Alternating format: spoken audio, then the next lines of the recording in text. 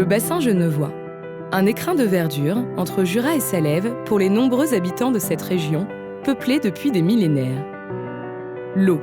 Source de vie, elle assure la fertilité et le bien-être de notre région. Les crêtes des massifs qui entourent Genève connaissent à certains moments des pluies abondantes. Les précipitations y sont 2 fois plus importantes que celles qui se produisent en plaine. Mais où va donc cette eau qui tombe sur ces massifs ? Si une partie ruisselle et va alimenter des torrents puis des cours d'eau en surface, ce que l'on sait moins, c'est que la majeure partie s'infiltre rapidement dans le sous-sol.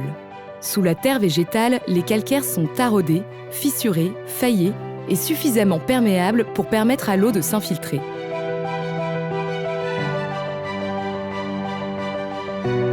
Ayant pénétré dans le massif, où va donc cette eau ? Quel est son circuit et quelle est sa destinée ? Au travers de son travail de sape millénaire, elle peut parfois transiter par des grottes où elle forme de véritables torrents souterrains.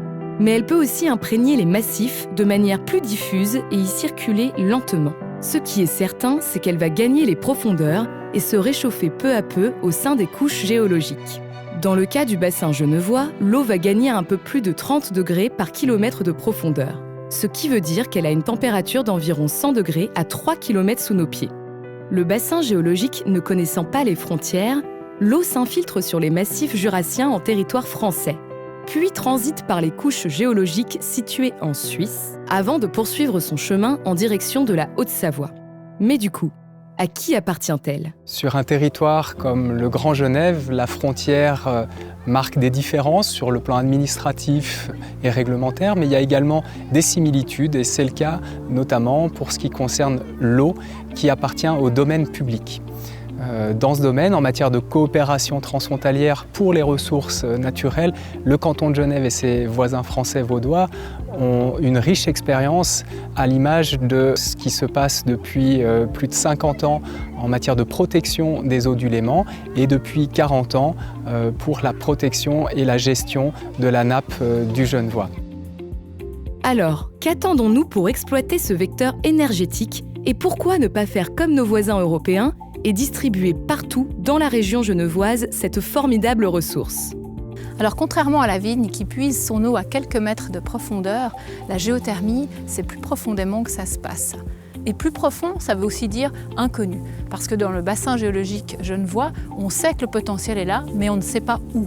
Les premiers résultats sont très prometteurs et nous avons bon espoir d'atteindre nos objectifs de couvrir 20% des ressources énergétiques thermiques du canton d'ici 2035. Parallèlement aux travaux de prospection et d'exploration du sous-sol, le programme Géothermie 2020 mène toute une série d'activités pour développer la filière. Parce que c'est important de connaître son sous-sol, mais aussi c'est important ensuite de pouvoir utiliser correctement la géothermie, l'amener au bon endroit dans un territoire qui est déjà bien construit, comme celui de Genève. Donc le programme Géothermie 2020, c'est l'exploration, la prospection du sous-sol, mais aussi un programme qui vise à développer toute une filière. Mais avons-nous la garantie de trouver cette ressource ? Et sommes-nous certains qu'elle soit exploitable ? Le contexte géologique genevois semble très favorable au développement de la géothermie.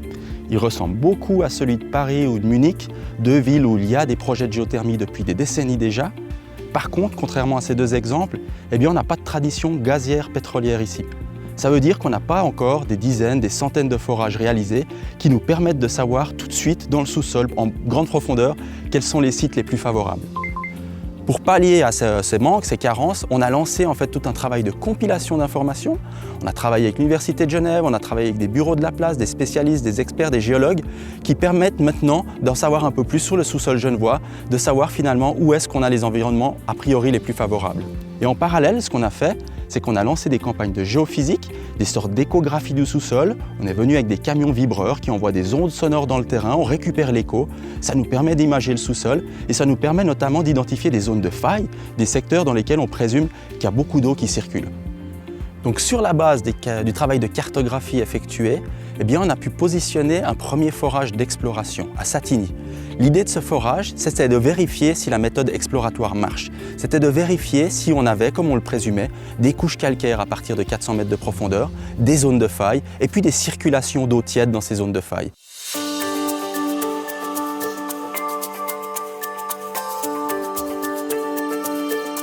Ces campagnes de mesure, accompagnées de travaux de cartographie, d'échantillonnage de roches, de prises de mesures diverses et d'essais de traçage des eaux souterraines, permettent peu à peu de lever le voile sur la composition géologique du bassin genevois. Ces informations patiemment recueillies permettent d'améliorer nos connaissances et d'identifier des sites privilégiés pour des opérations de forage de contrôle. Les résultats du forage de Satigny sont très prometteurs.